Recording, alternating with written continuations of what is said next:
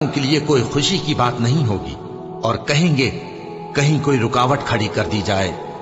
और जो इन्होंने अमल किए होंगे हम उनकी तरफ मुतवज्जे होंगे तो उनको बिखरा हुआ गुबार कर देंगे।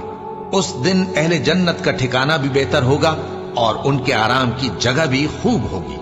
और जिस दिन आसमान अब्र से फट जाएगा और फरिश्ते नाजिल किए जाएंगे, उस दिन सच्ची बादशाही रहमान ही की होगी और वो दिन काफिरों पर सख्त मुश्किल होगा।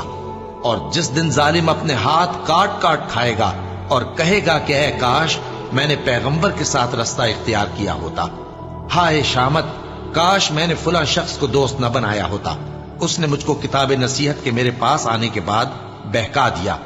और शैतान इंसान को वक्त पर दगा देने वाला है।